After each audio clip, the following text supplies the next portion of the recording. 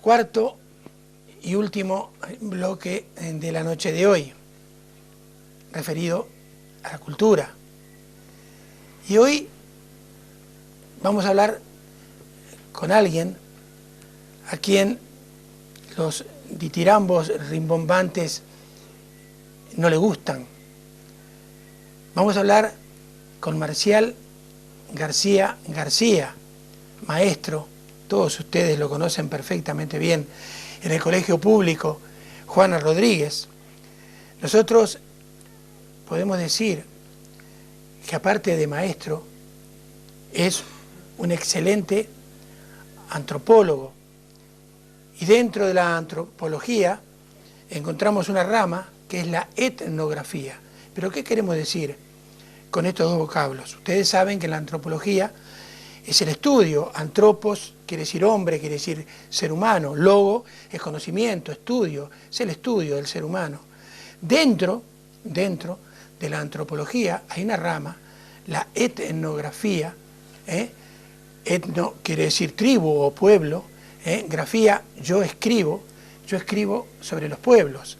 Entonces, a Marcial, que no le gustan, reitero, las palabras rimbombantes, no le gustan los títulos, en realidad nosotros sabemos perfectamente bien que es un etnógrafo, un historiador, un hombre que ha investigado acerca de las costumbres de los pueblos y quienes se olvidan de sus ancestros, realmente, yo no diría no tienen perdón de Dios, pero realmente nosotros tenemos que encontrar nuestras raíces, que es lo principal de todo.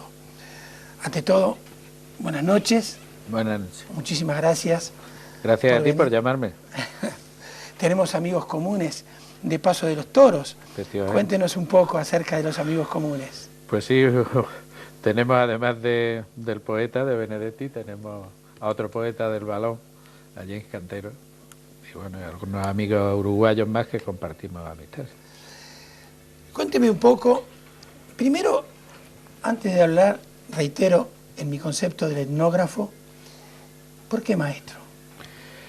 Pues la verdad es que ha sido muy generoso conmigo. Mira, yo el tema de la etnografía, que efectivamente lo he abordado, a lo mejor hasta con un poco de atrevimiento, ha sido fundamentalmente porque las memorias son flacas. Y desde luego el proceso de aculturación que vivimos, para nuestra desgracia, es tan arrollador y tan devastador que si no hace un poco de memoria escrita de ciertas cosas, pues la generación siguiente ya no las va a conocer. Y en ese aspecto es lo que yo he hecho, sí, pero no ha pasado de ser más que aportaciones a artículos de tipo costumbrista, algunos un poquito más científicos, porque bueno, sí, uno tiene también su estudio, hay que decirlo, y conoce el método científico para trabajar y tal. Pero fundamentalmente lo que más me ha centrado y más me ha ocupado el tiempo de la cultura, cultura más con mayúsculas, ha sido la investigación histórica, y bueno, pues en ese campo centrado fundamentalmente en Moratalla, porque yo de mi tierra digo lo que dice el salmista, que si alguna vez me olvidara de ella la lengua se me pegue al paladar. Aunque las tierras a veces no se comportan demasiado bien con uno y a veces actúan como ligeras madrastrillas, no voy a decir como madrastrona de cuento, pero en fin, no es tampoco mi caso. La verdad es que a mí me aprecia a lo mejor más gente que yo merezco que me aprecie, pero bueno, lo que sí es una pasión. Yo soy una persona tremendamente apasionada y las cosas las vivo con pasión, y la historia la vivo con pasión, y la investigación la vivo con pasión. Antes, a cámara cerrada, comentaba con tu señora esposa de que buena cantidad de mis ojos se han quedado en los archivos. Por eso necesito estos artilugios.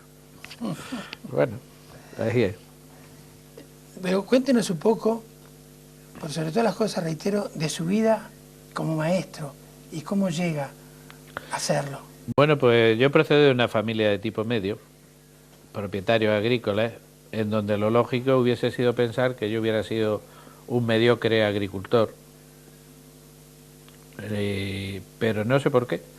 Desde pequeño mi obsesión era ser maestro, y aquellas redacciones que sabes que se hacían en clase muchas veces cuando el maestro, en mi caso la maestra, andaban un poquito ocupados con los otros, porque era una escuela mixta con muchos niveles, Entonces decían, venga, haz una redacción y cuéntanos qué es lo que quieres ser cuando sea mayor. Y yo siempre empezaba igual, cuando sea mayor quiero ser maestro.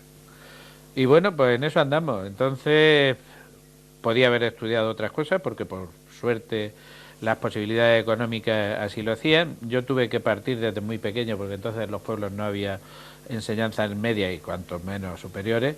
Pues entonces con 10 añitos me largué para esos Murcias, como se dice aquí en este pueblo.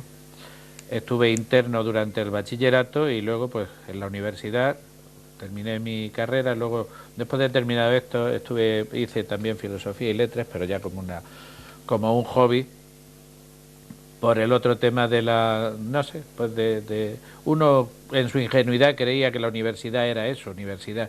Y cuando me di cuenta que era que por desgracia abundaban más los burócratas funcionarios que la persona realmente con un espíritu universalista, pues la verdad es que lo dejé porque yo tampoco, por no tener en casa, no tengo ni el título de bachiller colocado. Los títulos que una persona debe tener son los de persona. Exactamente. Los demás creo que sobran. Marcial, ¿por qué los niños? Pues no sé, como les decía a mis compañeros ahora, andamos de reparación en el centro, entonces una de las cosas que nos quitaron fue los retretes de los profesores y han habilitado uno de los niños. Cuando entro me dan sensación de pederastia. O sea que mi amor a los niños no es por pederastia, es por otra cosa. No sé, pues creo que a lo mejor es la fase del hombre que más merece la pena dedicarse, porque es una página en blanco y a mí las páginas en blanco me excitan, vuelvo a repetir, me excitan en el sentido de mi actividad intelectual y mi actividad afectiva, no mi otro tipo de cosas. Y entonces pues la verdad es que un niño siempre es un reto, porque el niño no es otra cosa que una personita en pequeño. Claro. Entonces pues bueno, hijos oficialmente no tengo ninguno y hijos espirituales muchos. ¿Lee más que escribe o escribe más que lee? Pues no te lo vas a creer, pero aún no he evaluado eso. Es una cosa, oye, buena pregunta, luego la evaluaré. Pero sí puedo decirte que leer he leído muchísimo. No solo la documentación, que posiblemente hayan pasado de los millones de documentos y de páginas, desde luego millones de páginas. Algún día pasarás por casa y verás, tengo una mediana, humilde biblioteca. Pero aparte de eso, bueno, yo había llegado a la lectura ya casi como un vicio. Yo he llegado a ir a la biblioteca pública provincial y elegir los libros por el grosor del lomo, no por el contenido, porque volaba. Ahora leo menos y sobre todo releo. Estoy releyendo mucho. Me gusta irme al campo, a mi casa, sentarme en un sillón, tener a mi perra allí y releer, pues algo tan tonto como releer pues no sé qué te voy a decir yo, a Esopo o a Homero, esa cosa, pero es que hasta queda petulante que lo digamos esto en un programa, ¿no? No, pero de todas maneras, yo quiero pasar el aviso, quiero hacer la propaganda, porque hace un rato usted nombró a Benedetti, a Mario Benedetti, Hombre, compatriota uruguayo de Paso de los Toros, para mí, de donde era Julio que Cardoso. que no se ofenda a ninguno, si no oye ninguno de los otros escritores en lengua castellana, para mí el poeta más grande de lengua castellana vivo es Mario Benedetti. Y lo es por muchas cosas, fundamentalmente porque es una persona que no ha traicionado nunca ni a su intelecto ni a su corazón. Y para mí una de las cosas que más detesto es la traición y la hipocresía. Y al señor Mario Benedetti pues se le podrá llamar viajete, se le podrá llamar pesado, pero desde luego ni traidor ni cobarde nunca. Sí, la verdad que su verso y su prosa también, en mi concepto, son prácticamente inigualables. De todas maneras, al terminar el bloque vamos a escuchar a un cantautor uruguayo del que fuimos muy amigos, Alfredo Citarrosa, que también dice cosas muy bonitas. Pero vayamos un poco a cómo nacen sus libros y cuál fue el primogénito de todos y por qué. Pues mira, fue un poquito el libro, digamos, en sentido ya individualizado, porque nosotros formamos, pues en los años 70 se formó un grupo de amigos de distintas procedencias ideológicas, a pesar de la ebullición que había en aquellos tiempos, y también social y también profesional, que se llamó la Tertulia Cultural Hins Muratalla, un nombre musulmán en el que tuve algo que ver, que era el nombre que tenía de la época andalusí Muratalla. Y bueno, pues ahí nos propusimos una serie de retos, unos se realizaron, otros no, hicimos obras en conjunto. Recuerdo que la primera fue una edición facsimilar de los antiguos programas de fiestas de Moratalla, de las fiestas mayores. Después se hizo una cosa, un estudio, por ahí lo que tú decías antes de etnografía, sobre el tambor en la Semana Santa de Moratalla. Y la primera cosa que podemos llamar libro que yo me atreví en solitario fue, aprovechando un centenario, no el 92, fue el 93, que para los moratalleros pues significa mucho, puesto que hacía los 500 años de un hecho social, histórico y religioso, que es el aparecimiento de Jesucristo en el Monte Benamor. Y entonces pues yo tenía materiales, pero con un tiempo suficiente, estuve recopilando, estuve investigando muchísimo tiempo, y el Ayuntamiento y la Consejería de Cultura y la Real Academia Alfonso X el Sabio pues tuvieron a bien publicar aquella obra que, bueno, se llamaba 500 años de devoción a Jesucristo aparecido. Y después pues han ido bastantes, pues, vamos a poner 8. Pero ilústrenos en cuanto a títulos y qué conocimientos bueno, pues mira, allí. Sí, ahí se hizo uno sobre hecho monografía. A mí me ha encantado muchísimo la religión, estudiarla desde el punto de vista de fenómeno social y de fenómeno histórico. Entonces mi estudio sobre las comunidades, tanto en Moratalla como este primero, el de 500 años de devoción a Jesucristo aparecido, quizás que tuvo un poco la culpa de que yo me decantara un tanto por eso, porque ahí ves, porque a mí me ha gustado trabajar siempre sobre documentos. Y cuando hurgas en los documentos, pues te encuentras que no siempre las cosas son tan bonitas como te las planteas, y ni tan edificantes. Y entonces no por el morbo que ahora tiene la telemierda, sino por el dar a conocer y dejar las cosas en su sitio, pues a mí me gustaba hacer un estudio sobre una sociedad, sobre una pequeña comunidad religiosa con sus luces y con sus sombras. ¿Dejó de lado Salsa Rosa? No, por supuesto. Eso lo dejó totalmente de lado. Por supuesto. Y bueno, y otra serie de cosas. Es decir, a mí me interesaba el hecho, pero además el hecho interpretado no con los ojos de hoy, sino intentaba hacerlo con los ojos o con la mentalidad por lo menos de la época de la que trataba. Entonces, a partir de ahí, pues estudié la vida del convento de San Sebastián. Pues los moratalleros se empeñan en llamarlo convento de San Francisco, no es convento de San Francisco ni iglesia de San Francisco, es convento e iglesia de San Sebastián, eso sí, regido por los franciscanos observantes. Luego, posteriormente, hice un estudio también sobre la religiosidad popular, es decir, estudiando las cofradías y las ermitas. Luego, pues he ampliado mi radio de acción un poquito sobre Calasparra. He trabajado también sobre una comunidad mercedaria, en este caso de mercedarios descalzos, que es el convento de la Limpia Concepción. Estoy terminando otro que me encargó el Ayuntamiento de Calasparra, con un pueblo hermano al que yo además me siento tan identificado que cuando hablo con un calasparreño digo el pueblo y me estoy refiriendo a una Moratalla, sino a Calasparra. Si no fuera porque sonaba un poco a chiste, te iba a contar una cosa de lo que tiene un pie en Moratalla y otro en Calasparra, pero otro día esperemos que tengamos ocasión.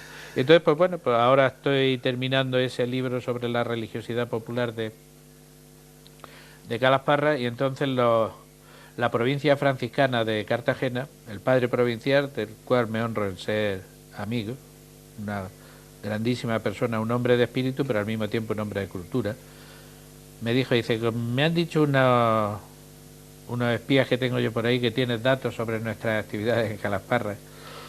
Y digo, padre, más de los que te gustaría. Dice, no, a mí me gustan todos los datos que sean. Dice, pues como me gusta tu manera de trabajar sobre este tema, pues desde ahora tiene el encargo de hacer una historia sobre los franciscanos en Calasparra. Y entonces en cuanto que terminemos nos pondremos manos a la obra el tiempo que tenga libre para trabajar sobre esos 700 u 800 documentos que tengo sobre el hospicio de Nuestra Señora de los Ángeles de Calasparra, pero también el tiempo anterior, porque el hospicio se hizo en 1702, es decir, todo el periodo anterior. Marcial. Dígame. Bueno, dígame, unas veces te digo de tus otras... Razones. ¿Las tiene claras las razones que lo empujaron a todo esto? Pues no lo sé, porque mira, si la razón es la razón de la razón. O la razón de la sin razón. La ¿no? razón de la razón es la sin razón para mí. Claro. Y precisamente una de las cosas de trabajo, la fe, porque si hay algo más irracional, que la fe, con todos los respetos, porque hay gente que oyen palabras, no saben qué han oído y se creen que estoy... No estoy insultando a nadie. Lo más irracional es la fe, porque la fe no se razona nada, se cree o no se cree. Claro, que no malinterprete la gente, es realmente irracional. Entonces mi estudio sobre eso, pues porque mira... Quizás que sea un buen escaparate de lo que somos capaces los seres humanos, que somos capaces de crear monstruos de carne y hueso y luego pues ángeles como los de Salcillo, como, o colosos como los de Miguel Ángel. Claro. Y entonces pues a lo mejor un poquito eso, porque ahí se deja entrever muchas veces los payasos que podemos llegar a ser, lo hipócritas que podemos llegar a ser, los generosos que podemos llegar a ser. Es una manera bonita de entender un poco, bueno, de entender, sí, si es que esto se entiende. Marcial, dígame. ¿Futuro del lector y futuro del escritor? O del investigador, podríamos decir. Yo creo que futuro perfecto, pero es que además está en voz perifráctica. Porque por más que se empeñen, yo te veo ahí una paginita de una máquina perfecta, maravillosa. Además yo a mis niños se lo digo. Le digo, la edad contemporánea se acabó cuando apareció Windows. Estamos en la edad de Windows, y es así, es así. Porque date cuenta que este aparatito en fracciones de segundo nos puede llevar a conocer todo el conocimiento humano. Claro. Con sus luces y con sus sombras también. El árbol del bien, el árbol de la ciencia del bien y del mal que habla la Biblia, pues es ese. Pero eso no podrá nunca quitarte el placer de pasar una hojita y leer y volver a releer con una encuadernación. Puede ser en rústica, puede ser con arabesco o con contreras de plata, pero leer sobre el libro, sobre el códice. Yo en ese aspecto soy también un poco bibliófilo, tengo algunos libritos antiguos, que tengo algunos pergaminos, tengo algunos rollos, todo en edición moderna, claro está, pero ese placer, eso, el que lo ha probado, pasa como el que ha dado un muletazo a un toro. El que ha probado ese placer lo tiene que repetir, por más que te cueste alguna cornada que otra. Los libros también dan cornadas. ¿Por qué hacernos conocer las costumbres de nuestros ancestros? Pues creo que es una obligación. Las personas tenemos una obligación. Mucha gente se olvida de que nosotros no somos nadie. Nosotros somos una transmisión, somos una tuerca, somos un eslabón de una cadena en un momento determinado. Y si tú no transmites, ¿qué haces? Se corta la cadena. ¿Y tú qué autoridad tienes para hacer eso? Sin embargo, sí tienes una obligación social, y la sociedad humana no es como la sociedad de las hormigas. Yo a veces les digo a mis alumnos, la sociedad humana tenía que ser como la de las hormigas, que funciona con química y con fe. El que se sale del camino, un camino que no es un camino de capricho, que es un camino en el que va la vida de todo el hormiguero, de toda la comunidad, le cortas la cabeza o se muere simplemente, porque has perdido el contacto químico del olor del resto de los compañeros y te mueres porque no eres nada, porque tú no eres nada.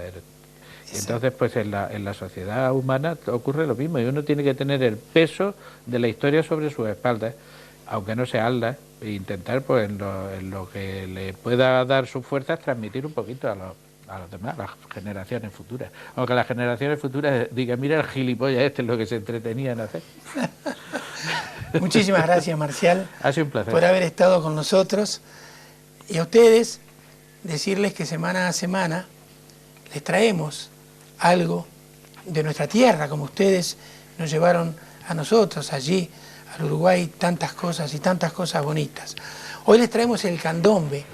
El candombe llega con los negros que llegaban hace un par de siglos atrás, que traían como esclavos desde África. Ellos usaban tamboriles hechos de madera, con una lonja hecha de cuero, que la calentaban, hacían fuegos y las calentaban.